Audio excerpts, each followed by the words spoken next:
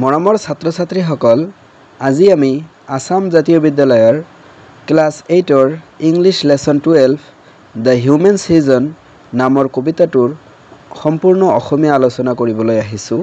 তো এই কবিতাটো জন কিটছৰ দ্বাৰা ৰচিত বহুত ধুনীয়া এটা কবিতা হয়। তো ইয়াত মানৱ জীৱনৰ বিষয়ে ধুনীয়াকৈ বৰ্ণনা কৰিছে। তো মই আগত তোমালোকক কবিতাটো শুনাই দিওঁ আৰু তাৰ পিছত তোমালোকক ইয়াৰ মিনিংটো কৈ দিম। তো তোমালোকে যদি মোৰ চেনেলত নতুন আহিছে তেনেহলে চেনেলটো সাবস্ক্ৰাইব কৰি নোটিফিকেশনটো অল কৰি দিবা। তো পাঠটোৰ নাম হ'ল দ্য হিউমেন সিজনস। তো মই ইয়াৰ আবৃত্তিটো কৰি দিওঁ। 4 seasons fill in the measure of the year. There are 4 seasons in the mind of man. He has his lusty spring when fancy clear takes in all beauty with an easy span. He has his summer when luxuriously springs honeyed cute of youthful thought he loves to ruminate, and by such dreaming high is nearest unto heaven quiet copse. His soul has in its autumn when his wings he furleth close, content so to look on mists in idleness, to let fair things pass by unheeded as a threshold broke. He has his winter too of pale misfeature, or else he would forgo his mortal nature. তো এয়া আছিল এই কবিতাটোৰ আবৃত্তি। তো এতিয়া মই তোমালোকক এই কবিতাটোৰ সম্পূৰ্ণ অসমীয়াটো ব্যাখ্যা কৰিম। তো তোমালোকে মনোযোগেৰে চাই থাকিবা। তো কবিতাটোৰ নাম হৈছে দ্য হিউমেন সিজনস, যে মানুহৰ ঋতু। তো আমি জানো যে বছৰত ঋতু থাকে, যে বছৰত 4টা ঋতু থাকে। তো ইয়াত কৈছে এই পাঠটোত মানুহৰ ঋতু, অৰ্থাৎ মানুহৰ জীৱনতো ঋতু থাকে। ফাৰ্ষ্টৰ লাইনটো কৈছে 4 seasons fill the measures of the year, যে 4টা ঋতুৰ দ্বাৰা এটা বছৰ পৰিমাপ হয়, অৰ্থাৎ এটা বছৰত 4টা ঋতু থাকে আৰু এই 4টা ঋতুৱে গোটেই বছৰটোক মেজাৰ কৰে বা ক্যাপচাৰ কৰি লয়। There are 4 seasons in the mind of man. মানুহৰ মনতো 4টা ঋতু থাকে, অৰ্থাৎ এজন মানুহৰ শিশুকালৰ পৰা মৃত্যুৰ সময়লৈকে 4টা ষ্টেজ পাৰ হ'ব লাগে। তো এই 4টা ষ্টেজকে সিজন বুলি কৈছে বা ঋতু বুলি কৈছে। He has his lusty spring when fancy clear. তেওঁৰ এটা শৈশৱকাল থাকে যেতিয়া তেওঁ সকলোবোৰ স্পষ্ট দেখা পায়। তো অৰ্থাৎ লাষ্টি স্প্ৰিং, তো স্প্ৰিং মানে বসন্তকাল হয়।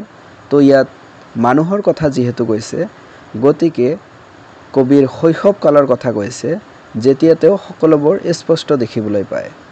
Takes in all beauty with an easy span.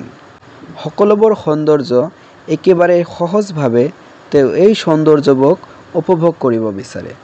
অৰ্থাৎ এই বসন্তকালত যেনেকুৱা গছৰ নতুন নতুন পাত ফুলে, ফুল ফুলে, তো আমি চাৰিওপিনে ধুনীয়া ধুনীয়া দেখিবলৈ পাওঁ।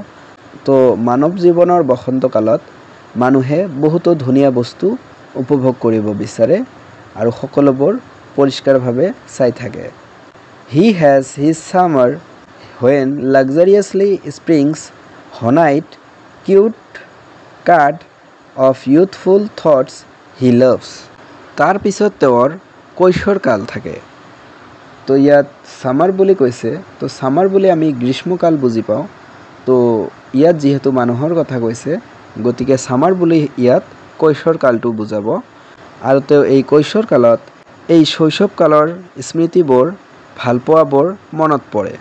অৰ্থাৎ যেতিয়া তেওঁ কৈশোৰকালত যায় তেতিয়া তেওঁ এই বাল্যকালত যে ইমান ধুনীয়া ধুনীয়া স্মৃতিবোৰ চাইছে, তো এইবোৰ মনত কৰে আৰু আগত হৈ যোৱা বিভিন্ন স্মৃতিবোৰ ভালপোৱাবোৰ তেওঁ মনত কৰি থাকে।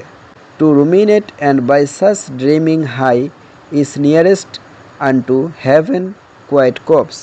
তো কৈশোৰকালত তেওঁৰ চিন্তাধাৰাবোৰ বা মানুহৰ চিন্তাধাৰাবোৰ বহুত উচ্চমানৰ থাকে আমাৰ মতে যি ঠিক সেইটোৱে কৰিবলৈ মন যায় আমি যেন স্বৰ্গত একেবাৰে ওচৰত ঠাই পাব বিচাৰোঁ।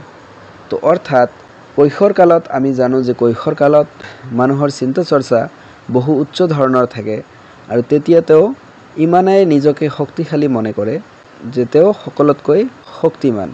তো কৈশোৰকালত এইটো এটা মানুহৰ এটা অন্য ধৰণৰ এনাৰ্জি থাকে, সেইটোৰ কথাই কৈছে। His soul has in autumn, যে তেওঁৰ আত্মা এই শৰৎকালত, when his wings he furleth close, যেতিয়া তেওঁৰ আশাৰ ডেউকাবোৰ বন্ধ কৰি দিয়ে। কণ্টেণ্ট চ' টু লুক, আৰু তেওঁক শান্ত দেখিবলৈ পোৱা যায়। অৰ্থাৎ অটম ছিজনত অৰ্থাৎ শৰৎকালত যেতিয়া মানুহৰ অলপ বয়সটো বাঢ়ি যায় তেতিয়া তেওঁ কি হয়, তেওঁৰ আশাৰ ডেউকাবোৰ তেতিয়া তেওঁ বন্ধ কৰি দিয়ে, তেতিয়া তেওঁ বেছি আশা নকৰে আৰু তেওঁক শান্ত দেখিবলৈ পোৱা যায়।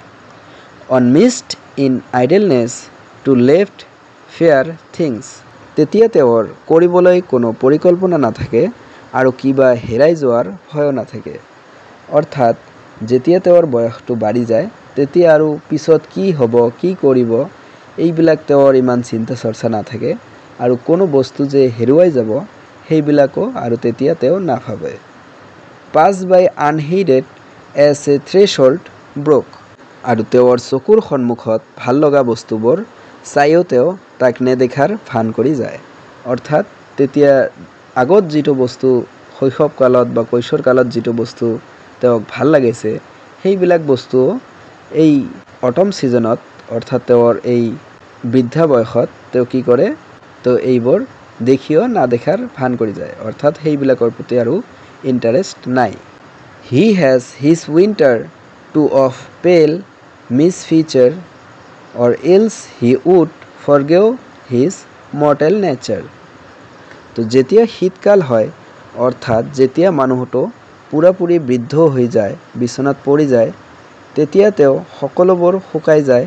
অৰ্থাৎ শৰৎকালত যেনেকুৱা গছ গছনিবোৰৰ পাতবোৰ শুকাই যায় তেতিয়া মানুহৰো বয়সটো শুকাই যায়, অৰ্থাৎ তেওঁৰ চাৰিওপিনে তেওঁ শুকান যেন দেখিবলৈ পায় আৰু মৃত্যুৰ বিষয়ে সকলো সময়তে ভাবি থাকে।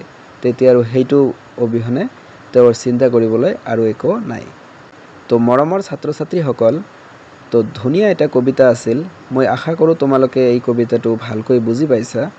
তো যদি বুজি পাইছা তেনেহ'লে ভিডিঅ'টোত এটা লাইক কৰি দিবা আৰু এই পাৰ্টৰ কুৱেশ্যন এনচাৰবিলাক যদি তোমালোকে চাব বিচাৰা তো ভিডিঅ'ৰ ছাইডত এই পাৰ্টৰ কুৱেশ্যন এনচাৰবিলাকৰ থাম্বনেইল আহিছে, তোমালোকে তাত ক্লিক কৰিও এই পাৰ্টৰ কুৱেশ্যন এনচাৰবিলাক চাব পৰা, আৰু নহ'লে তোমালোকে ডিছক্ৰিপশ্যন বক্সৰ পৰা তোমালোকে এই পাৰ্টৰ কুৱেশ্যন এনচাৰবিলাক চাই আহিব পৰা।